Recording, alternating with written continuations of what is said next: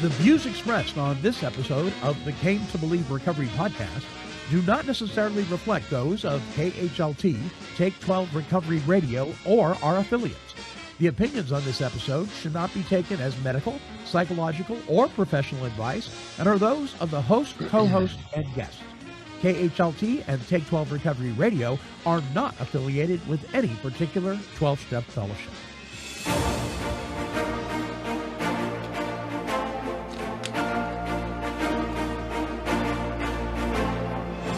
Well, greetings, my friends. I am the Monty Man from Take 12 Recovery Radio, and this is the Came to Believe Recovery Podcast.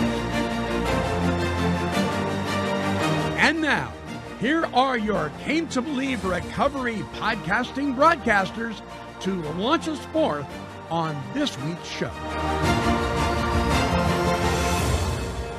Well, welcome one and all to another fine episode of the Came to Believe Recovery Podcast. I am one of your hosts, the Monty Man, recovered alcoholic. And, of course, our other one is the CEO of Came to Believe Recovery, Mr. Tom Williams. All right.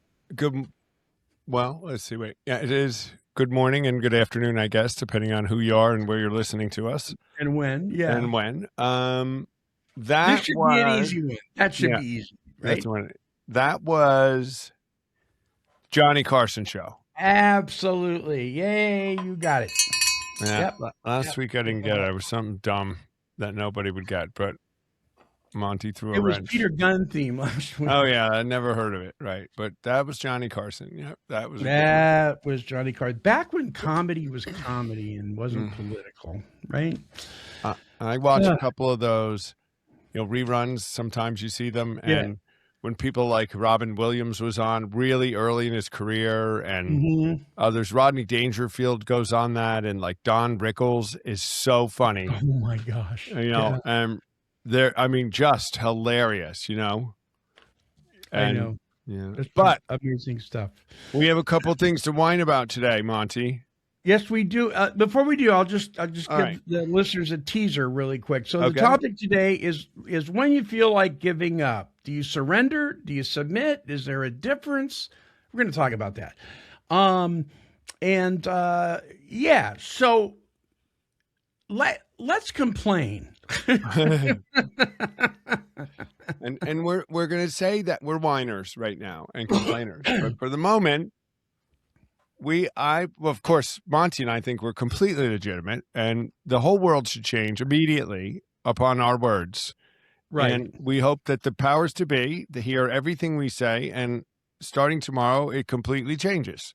That's right. That's our view, and the strength with which we will complain. Yes. We often say we whine about things we're completely powerless over, but are we? Are we? I used to say, if you don't complain, nobody knows there's a problem. You got to tell people. But that's just stupid. What? I have complained in places and said, listen to so-and-so. It's not you. I know you didn't make this rule up. But if I don't whine about it to you and cause your day to be stressed, you won't tell your boss. These people keep whining and nothing will get done. I tell my wife, though, she says, don't say anything. I go, the reason they're getting away with it is because no one says anything. I'm saying something. Right. And I just make sure it's not personal to you, but it's about the issue. And you're the face I'm looking at, so you got to hear it. Yep. So what do you got? What's the thing that you want to whine about? So I have the same thing you have, but I'll let you do that one. Mine is inability. Well, this is yours too, but we went into another thing, to talk to anyone on the phone. Inability with services, vendors, airlines, hotels, anything that you're calling for customer service, that you're able to get anybody on the phone. Billing, your electrical bill, your medical insurance. These organizations have gone as far, and I was saying to Monty, United went as far as removing the phone number off the website. So while it was buried in about 18 clicks to try to find it, right, they now have removed it. There is no phone number on the app on my phone. Now, if somebody wants to correct me, and send an email and say they know where it is. But I'm on that United app all the time. And they basically have removed the option to talk to a representative. And I'm pretty tech savvy and I can do a chat, but almost every time, if I need to talk to someone, it's because the chat probably won't work. I need to talk to somebody. It's complicated. It's got an exception to it. It's a lot more detail. Yeah. And, like an email, sometimes you got to pick up the phone. You can't, and emotion or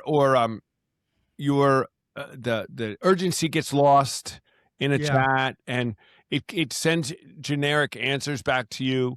Very frustrating. I think it should be a law that you hit 0 and you get a live person. That's all I think. Yeah. I'm with you, man. I'm with you. Yesterday I spent a good part of the day, and it's still this morning, and I got to get back to him, with a program that I use that is a major part of the Take 12 Recovery Radio Network. And when you're doing a show, when you're doing a podcast, that kind of thing, you have listeners that depend, they know when it's going to be posted. You just can't shut down. It's just like any broadcasting thing, you just don't shut down. You got to make sure you keep going because you've got people depending on you, especially when we're talking about things like recovery and health and that kind of stuff. And so it was very frustrating. But the one that gets me, that just drives me absolutely Looney Tunes, is the medical profession. When you go in, when you have a doctor's appointment and you get that notice that says, to confirm your doctor's appointment, please fill out, the following. And it's like your updated med list, and have you ever had cancer? Are you a former smoker? And if you are, when did you quit? And blah, blah, blah. So you fill it out like good little boys and girls, and you hit the enter key on your keyboard, and there you go. And you would think that once you got to the doctor's office, you've been pre-checked in, right? Oh, no. The same forms on a clipboard with a pen handed to you. And I say to her every time, I did this online yesterday. I know, but we need it done again. Why? Did it not go through? No, it went through. I don't understand it. And then you give it to them, and then you get back. The nurse takes you back to the back, and she's got the same list again, or the same question. So everything's the same with your med list? Yes. I think some of it is, one of the reasons I've heard for some things is that they want to see consistency and make sure you're answering the questions the same way each time because it's medical stuff. I'm like, so you don't believe me? Why would I lie to you? I'm your doctor. You're my doctor. I don't know. Why would I lie to you? But here's my other thing is I fill out that paper. Yeah. Where does it go? Yeah. Where does do you guys go? enter that in?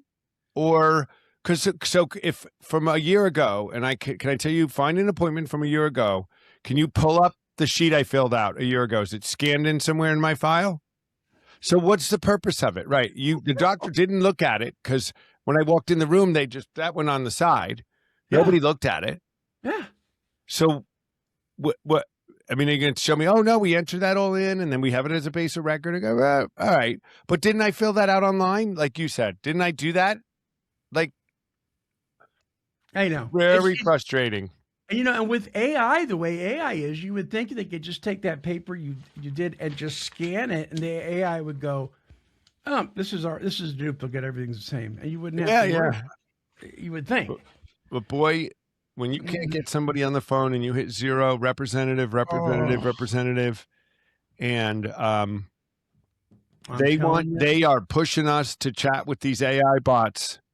All these organizations, and I gotta admit, some of them are pretty good, but almost always, I've never had, when I've needed to call, it was always beyond the chatbot.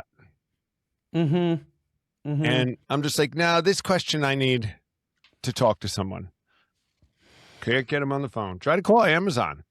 There is no one to talk. I don't even think they have a call. Yeah, and so with the AI thing with tech, it's always that they'll answer you, but then they'll give you click on this link and follow the instructions. I did that and it didn't work. How, And then how- it comes back, click on this link and follow the instructions. Give me the same answer. right. How about this? I call United. They recognize my phone number. Hi, Yeah. Thomas. Welcome back. So they Welcome. know who I am. And then they'll say, is this about your upcoming trip to Orlando? So they know I have a trip. Yeah. And you say, no, blah, blah, blah. No, speak to a representative, speak to a representative. And the guy gets on and goes, can I have your mileage plus number so I can look up your account? I'm like, but It's right in front of you. aren't you looking at it? I mean, the computer knew who I was and that I had a trip. And I'm like, really? I would need to look behind the scenes, but we are not the only ones frustrated by this. I'd No, love and- to hear from somebody who says that they can navigate everything without ever having to talk to anybody. I'd love to. Who does that? And they wonder why a man drinks. Well, Well, we know why we don't anymore. right. I mean, we just so come what's on that all here cons- and whine about it because we figure if enough people listen, Yeah. maybe somebody Well, will and make a that's just call. it. We talked about that before. You know, when people say, well, I don't say anything, I don't want to bother them. That's why these organizations, these people get away with this stuff is no one will stand up to them. No, not enough people will say no. So there's a restaurant that we like to go to. The food is really good, but it's always cold. So I always tell them, hey, listen, it's really tacky for me to send this back and for you to nuke it. That's tacky. But I know that's what you're going to do. At least bring it to me hot the first time. Yeah. So, so every time I tell them, it always comes in cold. It's really good food, but it's just not cold. It's just cold. Can you make sure it's hot? Right? And Marcia's like, yeah, don't say anything. You're going to say it again. Well, you know why they get away with it? Because nobody says anything. Yeah. So we need to rise up, brother. Rise up. Well, I'm going to go to Newark Airport Monday, and I'm going to go find the United, somebody that looks important, Yeah. and say, can I tell you something that I'm not happy with as a platinum blah, blah, blah, that I can't, that you've removed the phone number, that there's no way to reach a customer service rep on your app anymore. And I just don't, I think that's okay. Now they're going to say, go on the app and enter it into, I'm like, you're kidding me, right? Right. Yeah, I can play on Enter it into the keyboard and enter your complaint. that. Oh man. All right. man. Well, whatever. Hey, listen, we do have a mailbox. Okay. And then after we do the mailbox, open the mailbox, I'll tell you what's coming up, and then we'll get to our topic. So it is time to stop whining for the moment and open up the Came to Believe Recovery mailbox. You've got mail. All right. Mail in the mailbag, so open it now. We want to read our We welcome your emails, your comments on social media, TikTok, whatever. Our email address is Monty at cametobelieverecovery.org, and that's Monty with a Y. All right. Not Jason Barrett says, one of the first things I was taught was don't believe everything you think. He said this in response to something I said when I said, I think, and then I said it again because I was thinking, I think that I'm not sure that I buy the phenomenon of craving doesn't happen with non-alcoholics. I said something to the effect that I think we talk about the obsession of the mind and the allergy of the body, and that the allergy of the body, in the doctor's opinion, talks about it never happens in the normal temperate drinker. And I think they're right about the allergy, but I think a normal temperate drinker can probably drink a couple of shots and it can be so euphoric that they want more than they probably should take. I don't think you have to be an alcoholic to experience that. So I said that, and he responded with, don't believe everything you think. And then Adam B said, I think, who cares what you think? I love it when I get responses like that. Skittles the Wonder Dog says, why do people say the only requirement is the desire to quit? And why did they say take what you want and leave the rest? So do you want to answer that? Why do people say the only requirement is the desire to quit? Well, that's an awful low bar. Isn't it? Yeah, when they come in the room, and I mean that would intimate that you're ready to take action, I would imagine. Mhm. So if you walk in the room and all you do, you just have to have a desire to quit, and somebody says, all right, but I don't have to quit, or I don't really have to do anything. Just to be in this room, I have to say, yeah, I have a desire to quit someday. I think it's a really low bar, and it's misleading. And I would never say it. I mean, that's the AA thing. That's the qualifier. So, I mean, if I was in that room and AA and under the whatever traditions, you'd say it. But I might qualify it. If you're ready, if you have a desire to stop, it must mean you have a desire to do something about it. You know? would think. Yeah. You would think. So my question is, What was the I other have a one? desire to quit drinking. I would be like, do you? Yeah, right. Well, that's the other thing, right? Do you? What's The other one is, why do people say take what you want, leave the rest? Oh, that's just complete Nonsense. nonsense, right? And I'm not going to say woke, but it's complete new anything goes nonsense. The same people that say you can have any kind of higher power, take what you want and leave the rest. That's not part of what Alcoholics Anonymous is. No. It says if you want what we have and are willing to go to any length to get it, then follow these directions. Right. Not Whether you want to or not, right. do it. And it says, here's the program we suggest. They don't suggest the steps individually. They just suggested the program, which is all 12. Yes, which is all 12. So it's not a program of suggestions. It's a suggested program. Right. Clarity. If somebody says to you guys out there in recovery, take what you want and leave the rest, go to another meeting. Yeah, run. It's not the answer. I mean, that's our whole life was take what we want and leave the rest, right? Yeah. Where'd that get you? I've heard more that it was take what you need and leave the rest. He says, why do people say that? I think the reason they say it is in response to people that have objections about certain things. And so they'll respond by saying, that's okay. Just take what you need, leave the rest, disregard the rest. Well, here's the thing.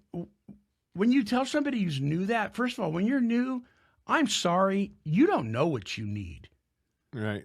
You think you do, and you might be right about some of it, but really, how accurate are you in your clouded thinking when you first come in, right? You really don't know. So that's a really dangerous thing to tell somebody. Yeah. I mean, it's like, wait, if you buy a car, and the guy at the dealership says, hey, listen, yeah, if you want to do an oil change, every so many miles, that's fine. But if you don't really want to, that's cool too. And you know what? You don't have to get gas to make the car go. But if you want to, you can, it's all up to you. And come on, give me a break. Nonsense. So let's see. Peter F. sent this email. Like, you guys talk about relapse. Oh, you guys talked about relapses on your last show. I relapsed after 2 years of abstinence, not recovery, mind you. I refused to beat myself up and feel condemnation from my own ego. Rather, I spoke with a spiritual advisor who lived the steps every day and moved on. I never looked back and never felt guilt, only acceptance from God and many in the fellowship I attend. Do you think I should have felt some guilt? Some say I was callous to my actions. Huh. Well, I was going to say good for you. Me too. Yeah. The guy sees where he went sideways. He got back on the horse. He went straight forward, and he didn't look back. What is wrong with that? Yeah, he had remorse. He did what he was supposed to do. Yeah, no, I don't think you need to have guilt. I think that you're carrying. That's a terrible thing. Guilt is, if you've made the amends, why do you have guilt? You shouldn't have any guilt. And you Yeah. know you've made the corrective action. No, good for you. Onward. Yeah, and guilt's not the same as conviction. If you feel Right. conviction, I need to change the direction I'm going, blah, blah, blah, but you're not thrashing yourself. Onward. Yeah, Shake it onward. off, brother. Good for you. Yeah, good for you. Good for you, Peter. And then I said something. Oh, I know what it was. It was the statement I made. I made a statement about a guy in the rooms that got really upset when people would use the term addict in an AA meeting instead of alcoholic. Oh, right. And I asked him, I said, hey, brother, is alcoholism, is that an addiction? Can you be addicted to that? Yeah, of course. Okay, because alcohol's what? It's a drug, right? Yes, it's a drug. So then if you're an alcoholic, you're a drug addict, right? And he got upset. He was like, oh, I didn't know how to answer that. And this guy said, isn't crosstalk the best? Always kept me on the right path. That was Mickey 1850. I need to correct myself there. I didn't actually say that to him in the meeting. That would have been inappropriate to call him out in the middle of the meeting and say that. So no, I didn't crosstalk him. And then, Imagine Art says, I've seen it happen in NA as well, talking about people saying they're addicts or alcoholics in different meetings. Some of the guys there don't like to hear the word sober. My position is that we're all on the same team, right? Let's not get loaded, team. That's good. Yeah. So, I mean, are we talking semantics here? We could get into a lot of trouble fighting over semantics. It's kind of unnecessary, I think. There you go. Got anything to add, Tom? Yeah, close the bag. No? All right. If you'd like to email us, email address one more time is monty@cametobelieverecovery.org. Yeah, let's close up the mailbag. Dun, da, da. Mail, it means so much. A little piece of you just waiting to clutch. You've got mail. All righty. Okay. Coming up, just give you a little teaser here. The topics coming up on the next show. This includes Monday's Take 12 Recovery Radio Show and Wednesday's Came to Believe Recovery Podcast. Topics: 12-step meeting addiction. That'll be on Monday's show. The Came to Believe, from the best of Came to Believe Recovery, the topic powerlessness and unmanageability. That'll be on the 13th. And then on Monday's show, Addiction in the World of Sports, my interview with sports anchor from KTVU Channel 2 in the San Francisco Bay Area, Mr. Mark Ibanez, multi-Emmy Award winner, and now retired from that position, talking about addiction in the world of sports, some enlightening stuff that you might want to check out. And then on the Came to Believe Recovery Podcast on the 20th, a deep dive into step 3. And the following Monday, alcohol in the church. Ooh. And then on the 27th on the Came to Believe Recovery Podcast, let's talk about making amends. So that's the stuff coming up for you guys, all available to you for fun and for free at take12radio.com. All right. The topic this week: when you feel like giving up, do you surrender? Do you submit to a process? What do you do? Is there a difference? And maybe right now, as you're listening to this podcast, you're in that place where you've had it. You just feel like giving up. You don't see any way to turn except for just to sit in your mess. Maybe that's you. I've been there. You been there, Tom? Oh, yeah. It's almost paralyzing. It's not Right. almost, at least it wasn't for It me. is It was paralyzing. completely paralyzing for me. Yeah. So we draw a line in the sand over things, and a lot of it is contextual and experiential. When you have no experience with the other side, it's fear-based, that you need to draw the line and fight for what you know. right, wrong, or different, and even think what's killing you, you have a hard time giving it up because you don't see what the other, without any experience with what the other side is like. It's hard. Yeah. So I think with that in mind, you're fighting against a effort. So when you're fighting against something, trying to, I guess, quote unquote, win, and then you decide I can't win anymore, you give up. Then you do surrender. You're like stopping the fight. Okay, you win, kind of thing. Yeah. But so there is a moment, I think, when you do that. I really do think there's a difference with surrender. I'd surrender and submission, because after that, I'm submitting. If I'm going to adopt a way of life, I have to be sold on it, which means I surrender, I ain't doing it, and okay, I'm sold. Your way looks good, and now I'm on board with you. As opposed to surrendering to the enemy who puts you in a prison camp for the rest of your... Yeah. Because you still don't believe that side. You just surrendered the fight because you lost, right? There's a difference when you surrender.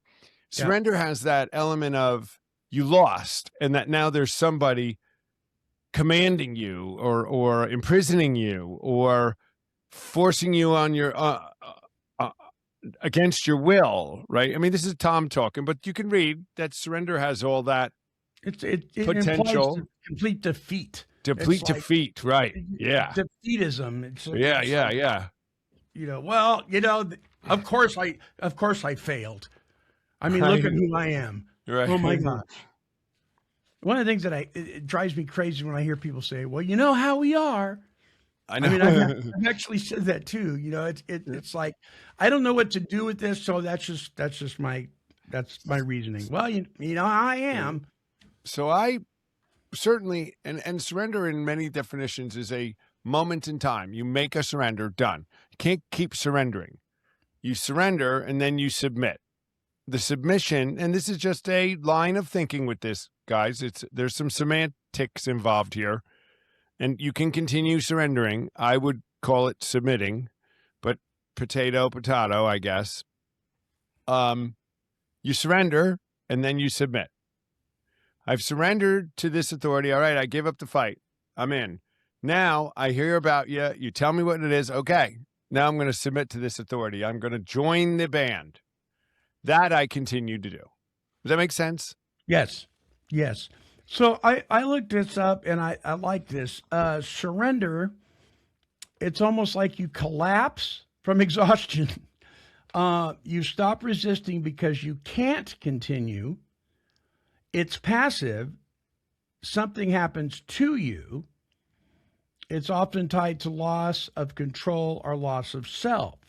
Submission, on the other hand, implies a conscious, deliberate choice. Once you have surrendered, you make a choice to submit. You decide to yield for a purpose, cooperation, harmony, strategy, trust, or growth. It's active, and instead of something happening to you, it's something you do. I really like that. You retain your identity even when yielding. And this is the metaphor that I found, and I love it. Surrender is dropping the oar because the river is too strong. Submission is choosing to row in the direction the river is already flowing. Ah. Mm-hmm. Ooh.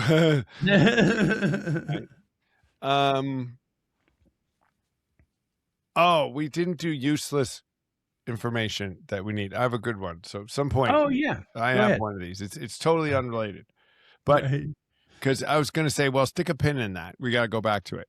So do you Okay. know where that stick a pin in it came from? Is it a map thing? No, Oh, it's not. 'Cause I have, a vision of a pin and a map, and then, no. Back like- in I guess it was in the 1700s here in the United States, in the slave populations down in the South, and it may have been in other groups that came over here that didn't speak English, right? They had no language and they also couldn't write. Within their own communities, there was healers and medical people. There were like healers within it, and they would be healing and working with somebody. And they would Mhm. make a doll of that person and they would put a Oh. pin in the place that was the last problem that they had. Right. So when they came 2 months later, go, what have you worked on? And there's a pin in their head, there's a pin in their thing. So it's like, stick a pin in it. We're going to remember. It's like a medical record. Isn't Ancient that medical records. interesting? Because usually when people think of that, they think of voodoo or something. I'm Well, thinking of Voodoo in a has way, a thing. You know, but I told but also, I wonder if there's some history of acupuncture in there somewhere. maybe, but that's Isn't that a trip? that's a trip. All What right, have you been there's your working uses. I thought you would love that. That is really good. I knew you would Good love that. job. As soon as I heard it, I said, "Oh, Monty would love that." That is Um, that so- deserves a bell. All right, back to surrender. Okay, here's what I found. Right, and this follows. Yeah, I didn't tell it to agree with me. You know, Right. surrender, because you can actually tell AI to make the case that makes your case. Oh, sure. Yeah. Surrender is a heartfelt yielding of our will to God, okay? Yielding of our will to God. While submission is the conscious alignment of our actions with His authority Oh. and guidance. All right, there I go with that. So it goes on, understanding surrender. Surrender involves releasing control, right? Attachments and pride, placing every aspect of life into God's hands with trust and faith. It's an internal, proactive act of faith. Surrender emphasizes the state of the heart. Submission, in contrast, after you've surrendered, I'm going to add, is the deliberate choice to align one's will and actions with God's authority. It's rooted in recognizing that, okay, I released control to you, but I recognize God's wisdom, goodness, and supreme authority, and it manifests in obedience. I've decided that I actually want what you have, kind of thing. Yeah. So in our steps, it's kind of like step 3 would certainly be the surrender. But step 7 is, the rest of them actually are this act of submission. Submission. Right. What are you doing with it now? Right. 4 says, let's decide, do you want this way of life? And if you do, then you're going to agree with the activities to do it. You're going to submit to God now. You're going to turn over the bad things and let God now use you in these good things. Do you surrender them again? I guess in the moment. But then you're saying a deliberate choice to align myself with the authority of God to lead me on the right side, which is our language. I think it's interesting because when I work with somebody, if I'm using the Big Book of Alcoholics Anonymous, for instance, which, by the way, I will use that a lot when dealing with people that aren't addicts or alcoholics, but they're in trouble in one way or another, because it says alcohol, but that's just a symptom. It's the same problem. We have a God-shaped hole and we're trying to fill it with our own intellect instead of God, right? And that kind of stuff. But it's interesting because in the column method, which if any diagram needed to be redone in that book, that's the one I think. I just don't like it. But it's interesting to see what happens there. There's the first column is the person's name, and then the second is what happened. After that, you're not allowed to talk about the other person at all. From that point on, so you surrender. I mean, you look at what happened. Mr. Brown, his attention to my wife. Okay, stop. Now, how'd you deal with that? What are we going to do with that? So I surrender to the fact that I'm powerless over Mr. Brown's actions because he's made his own choices. What am I going to do with that? What set of instructions am I going to follow now? And that's the submission part, right? I've admitted that I cannot get anywhere unless I drive there. Okay, I surrender to that fact. Now I'm going to turn the key and drive the car. Let God drive the car. Right. And somebody said to me that this set of maps will get me there. And I'm going to, because I trust him and I have this new thing, I'm going to go, all right, I'm going to willingly follow this map. I'm submitting to it. And so if you're feeling like giving up, good. Right. Think about Right. it this way. It's not defeatism. You're giving whatever part of you is causing problems, and you're giving it up. You're giving it up to him, right? You're releasing it, but it doesn't stop there, because if we're getting rid of our old spectacles, is that what they used to call them? Glasses, eyeglasses. We're going to need a new pair of glasses, to quote Chuck C. We're going to need a new pair of glasses. And what do we have to do? You know, we got to go in, we got to go to the eye doctor, we got to check out, you know, how we're seeing things, what's our vision like, we got to get the glasses, we got to wear them, and then we got to maintain them, we got to take care of them, we got to keep them clean, we got to, you know, that's all in the submission process. And doggone it, Tom, I think in the rooms of recovery, so often we have a lot of people willing to surrender, but not a whole lot of people willing to submit. Yeah. I thought of a good. I'm 100% in agreement. I mean, and I think in their defense, they're not given anything to submit through. They're just told to surrender. How. Yeah, they don't know how, and nobody has said to them, and this is how. Here's how your life can be, and Right. here's this set of tools.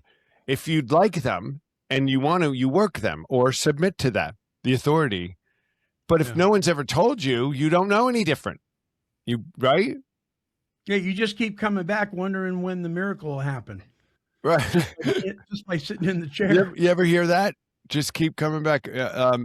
Wait for the miracle. Don't leave 5 minutes before the miracle. Right. It'll happen one day. Stay. Oh my God.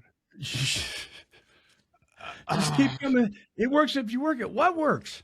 Right. Well, Sure, those to work two what? up there, those on the wall.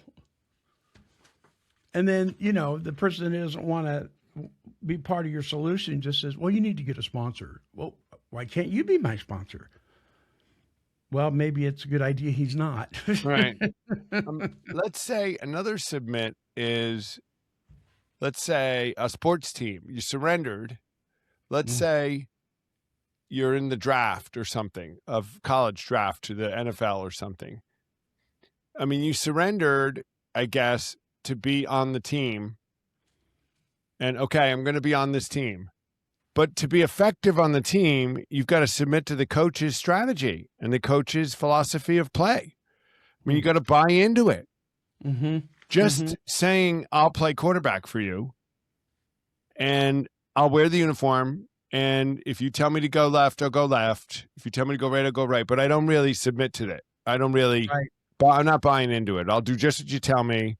And if you bench me, you bench me. I mean, it's an attitude. Yes. I think maybe that's not a great example, but I thought submitting, I think it's good. Yeah, because we've known people like that. Right. You know, coaches talk about people that this guy is great. He's got all the talent in the world, but his attitude stinks. He crosses all the T's and dots all the I's, but he's not a team player. Right. He's not there to help the whole team succeed. You got this guy over here who can't even tie his shoes, but he's a team player, man. And I'll tell you what, you can depend on him. Yeah, so it isn't always about talent. Right. It's more about, can you follow directions? I think a lot of times it's traumatic to come to a place where you realize that you need to do more than surrender. So that you need to actually pick up your big boy panties and get moving. I talked to a gentleman yesterday who called me, a dear friend of mine. He's in trouble. And he's living in a metropolitan, you know, a very large city that is filled with addicts and alcoholics that are just overrunning the city. He's there. I won't say he's stuck there. I will use that term that he stopped there. Right. And he's talking to me, you know, and he's telling me all of his woes and financial stuff. He's weaving financial his lack of finances in there. You know, I'm hearing it loud and clear, but he's being very tactful about it. And so anyway, I stopped him. I said, all right, buddy. I said, listen, I'm going to stop you. First of all, I'm going to tell you something right up front. I'm not sending you any money. He goes, oh. I go, let's just get that out of the way right now. I'm not sending you any money. And he goes, okay. I said, here's the other part. You need to sit down. Do you got a piece of paper? He goes, yeah. I go, you got a pen or pencil? Yeah. I want you to sit down. I want you to write a list on the left side of the paper of all the things that you're talking to me about today. These are all the can'ts. I can't do this. I can't do this. I can't do this. Go ahead and write them down. Get them out of your system. Don't try to overthink it. Just if you think you can't, just write it down, whether you can or not. Just write it down. I can't get money for the bus. I can't get a job. I can't, whatever. Okay. So when you get done with that, I want you to go over on the right side of the paper, and I want you to be honest, and I want you to write down what you can do. And then I gave him the example of when I got sick and tired of not being able to get around anywhere other than with a wheelchair everywhere. I had a scooter thingy that I would ride around when I worked at Teen Challenge, because I couldn't go the whole day with just my cane and walk the property. And so I finally came to the decision that, okay, what can I do? What can I do? Can I drop 80 pounds? I hate the idea. It's going to take work, but I can do that. So I wrote it down. So I said, hey, buddy, write it down. What can you do? And I want you to write that. And I want you just to rip up the left side and just focus on this side. And then you got to do it. You got to pull up your diaper and do it. Because all this other stuff is just a bunch of BS. And I'm calling you out. And he started to tear up. And he goes, I trust you with my heart. And I go, well, I appreciate that, but you need to trust God. Right, You know? right. And then you need to, he goes, no one's ever spoke to me like that. And I go, that's because they're trying to pat you on the bottom. I'm not going to do that. Do what you can do. Well, I've got so many things. I go, that's all right. How do you eat an elephant? One bite at a time. Yeah, yeah. You have a room full of donkey poop and you need to clean it up. You take a shovel and you start in one corner. Right. That's If you're what you do. here and you have to get to California and it's 28,000 miles, how do I go that long distance? One step at a time. One step at a time. One step at a time. And then before you know it, you're like, whoa. And I said, and you know, we talk about evidence-based. You have evidence-based in fact. I told him, because you've been there. You've done this before. You know what to do. You know exactly. When you picked up that phone and you called me, you already knew the answer. And that's the submission part. So How many? Yeah. Go ahead. I searched again, and I'd seen this too. Submit versus surrender. When you take away the Christian or the God part, and just the two words, what they mean in a general context. And submission, it's not a whole lot to says. It's the act of yielding to a superior force, authority, or rules, yielding to them, often voluntary and with a sense of respect or duty. So you buy in. You have a buy-in. Yeah. Proactive, involves conscious compliance.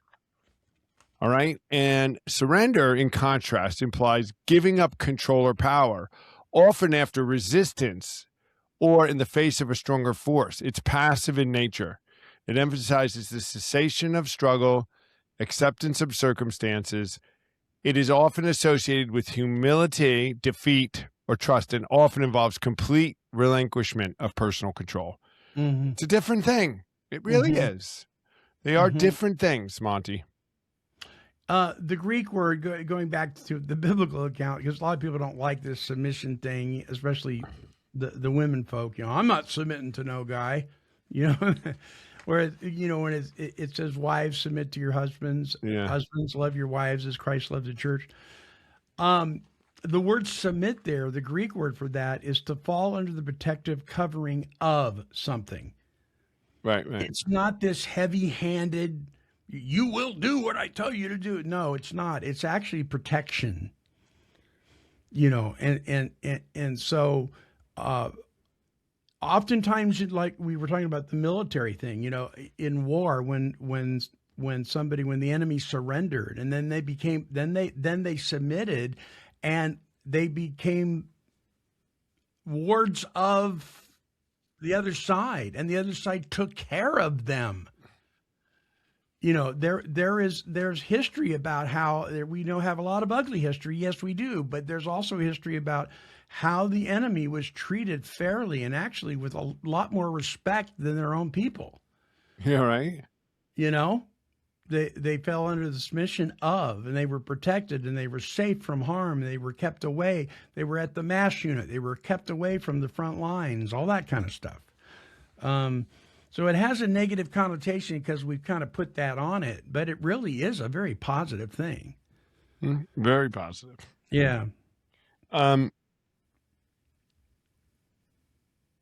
mean, every day in my levels of submission, my renewing of it, my conscious movement toward it, my conscious each day almost reaffirming to the submission by saying, I believe in your authority. I believe in this. Lord, help me to see it even greater. I don't see it as a daily surrender. That's just Tom talking, guys. I see it as a daily reaffirmation of my submission. Yes, it's something I affirm every day. It's something I work on. It's something I recognize. I'm going to be honest and unselfish and pure and loving today. I'm agreeing with that authority that those things will be good in my life, right? But I don't feel like I surrender every morning. That whole thing, you got to surrender every morning. It's just Tom again. I'm with you. I'm not gonna. I'm with you. I like that. Yeah, I'm not gonna die on that hill of that. But I just don't use those. That it just means to me that I got defeated. I did already surrendered. I don't need to surrender again. It's like doing a 4th step again. I don't have to do another 4th step. I'm doing a 10th step. The Apostle Paul talks about how he dies to himself daily, and I think that goes into the application of steps 10 and 11. Yeah, and I'm with you. I think it's an attitude. It's not like, oh my gosh, no. He says, I wake up in the morning. He says, I take off the old, right, and then what does he say? I put on the new. That's the submission I put on, because you can die to yourself every day, but how are you going to live? And Paul says, now I live, right, for him. I put on the new. I got to do it on a daily basis. So I think if we focus on the new every day, instead of beating ourselves up on, because when we take that inventory, that step 10 inventory, and we're, okay, where was I selfish? Where was I self-centered? yeah. And we look at that, our tendency is to go, I just can't, I should do it again. There, I did it again. No. That's not the reason for the inventory. The reason for the inventory is so you can make room for the new. Right. You got to make room for the new. You're not just throwing out the baby with the bathwater, so to speak. You're making room for the new. And I think we lose that. And so it's like, oh gosh, here we go again. I think submitting, I think you, like you say, you surrender once and then you submit. There's so much freedom in that. There's so much freedom in following under the protection of something and not your own genius. Right. Yeah. So it's a different way of looking at these two words. Listeners, what are your ideas? Send us an email. Monty at CaneToBelieveRecovery.org. We'd love to hear from you about, what do you think about surrender? Is it hard for you to give up? Are you giving up? Do you feel like giving up? That might be the best feeling you've had all day. I know. I almost, outside of the military war context or criminal context, would say that surrender doesn't even apply. Surrender is, I give up. I've been defeated. I'm surrendering. I'm stopping fighting.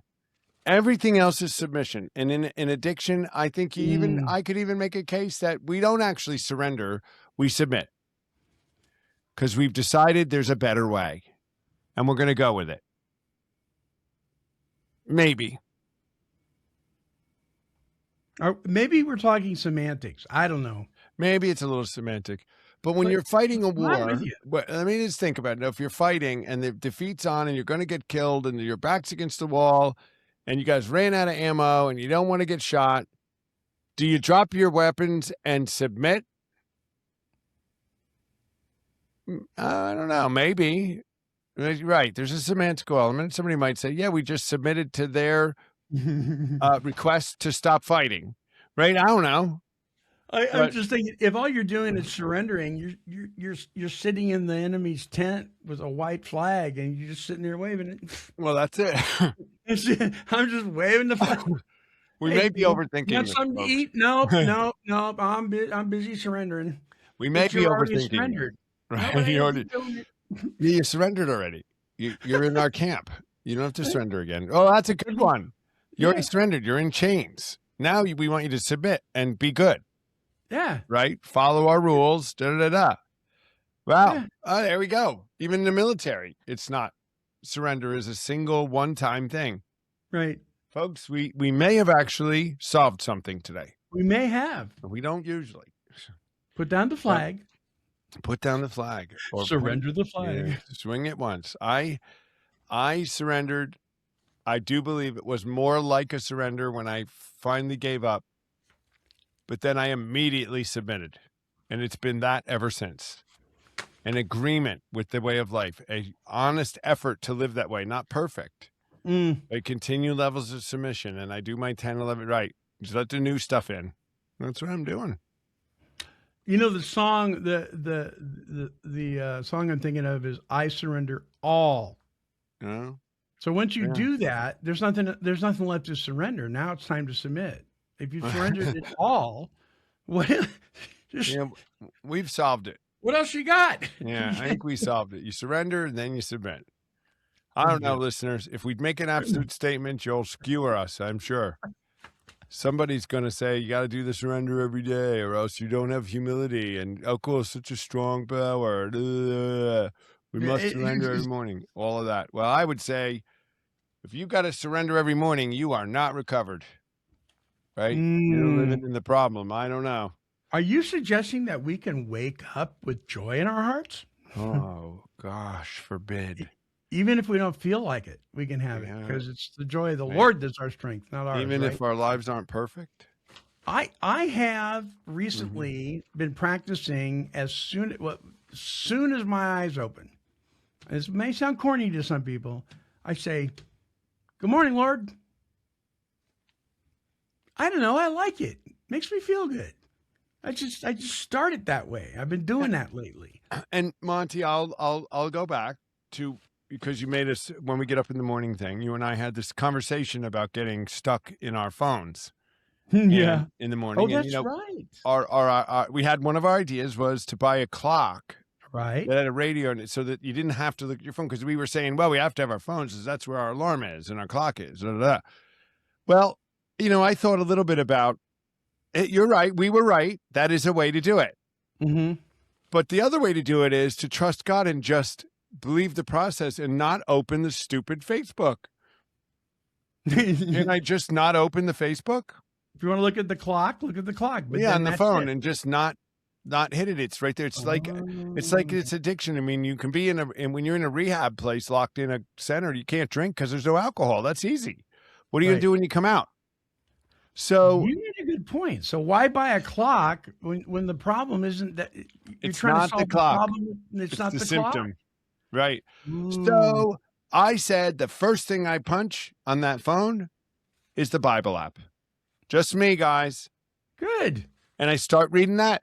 And then I read my book. And then I do, but it's the Bible app actually on my phone. And then I can go in and go into the whole chapter. And I can then when I'm inspired, I hit messages and I forward it to my spiritual friends and have a little thing. There's nothing wrong with doing that. That's the beauty of these devices, that you can share wisdom and strength. So that's been and I will say to you, my distraction has dropped 80%. Wow. So now the distraction, if there's anything, it's the newspaper. So at the end, instead of Still get a Facebook, newspaper? it's the newspaper app. Oh, the newspaper app. So I'll do it Okay. up. So that's the thing I'll go to, which I sell myself. Well, this is the news. I'm getting wisdom. I'm reading some articles. It's not Facebook. Who knows, right? Right. So 80%, I've gotten better. So there's Well, a good. telling on myself. I practice what we preach. The clock was just a symptom. It was not going to be the real problem. Was Tom, you need to stop doing that. That's all. Yeah. So how much would a new clock have cost you? What, $25? Maybe. Maybe. Okay. Mm. So what'd you do with that? Well, I love that question because I could say maybe I should donate that somewhere. Maybe I should do something with it. Yeah, good point. Add it to your Starbucks Good point. account. And then buy a Starbucks for you. There you Yeah. go. All right. Yeah. So that's what I love. You know, when Marcy really doesn't say this, but I'll put it on her just for the heck of it. When your wife says, or when Marcia says, "Hey, I was at the store today and I found this dress and it was on sale. I saved $60." I'm going, okay. Give me the $60. What? Where's the $60 you saved? What? You didn't save $60. You spent $80. Yeah. I love that. You know what I mean? You didn't It's save just like- anything. You spent less. And guys do it too. We Yeah. do it too. Hey, I saved $40 on that. Oh, where's the $40? Yeah. Oh. All right, we're out of time. Yeah. Good one today again. Okie dokie. All right, this closing song is sent in. It was sent in by Anonymous. I have no idea who this is. It's called "I Keep Going." So I figured, you feel like giving up. All right, you surrendered. Now you're submitting, so now you can keep going. And we'll listen to that, and I'll come back with a few closing thoughts. Here's Anonymous with "I Keep Going."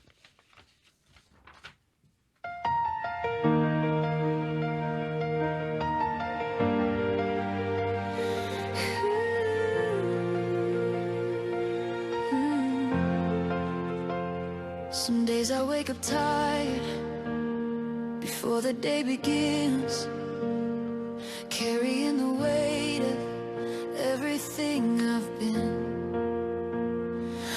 I've broken open, I've learned how deep I feel, but I'm still standing here, and that tells me something real. I don't need the road to be easy, I don't need it clear tonight. I just need one more step forward, one more breath, one more try. I keep going, even when the night feels long. I keep going, when I'm not sure I belong. I don't have to have it figured out, I don't have to feel strong. I'm still moving, still becoming. I keep going.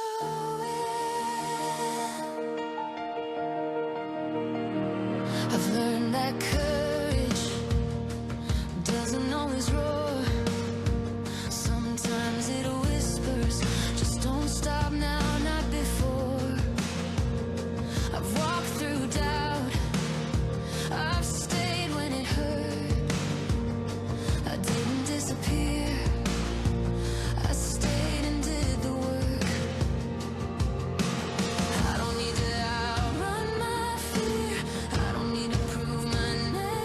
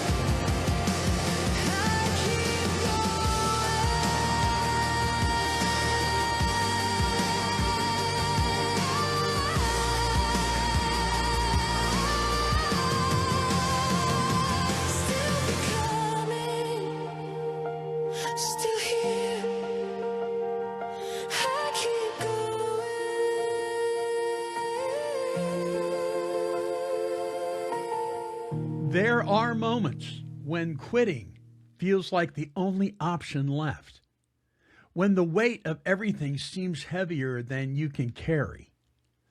But feelings aren't final, and they don't get to decide your outcome. The very fact that you're still here, still thinking, still searching for something better means there's more in you than the struggle is telling you. Progress doesn't always look like big victories. Sometimes it's just choosing not to give up today. And that choice matters more than you think. Listen, you don't have to have everything figured out right now. Just take the next small step, even if it feels insignificant. Strength isn't about never feeling tired or discouraged. It's about continuing despite it. What you're facing right now is part of your story, not the end of it. Hold on a little longer. Keep moving forward in whatever way you can, and trust that even slow steps still lead you out of the dark. It's something to think about. Came to Believe Recovery strives to create and promote opportunities for life-changing spiritual experiences for individuals and families suffering from all forms of addiction. For more information, help, and support, visit cametobelieverecovery.org. I'd like to thank you for allowing me to be your host on this episode of the Came to Believe Recovery podcast. And I would encourage you to like, bookmark, and subscribe to this show. When you do, you will join the Take 12 Recovery Radio family and will be notified of all of our recovery-focused shows throughout the week. Until our next broadcast, when we provide the essential spiritual tools needed to thrive by sharing our experience, our strength, and our hope through our stories of how we came to believe. This has been a production of Take 12 Recovery Radio. Yeah, kitty, kitty, kitty. Meow. Woof, woof. This has been a Chicken and a Pig production.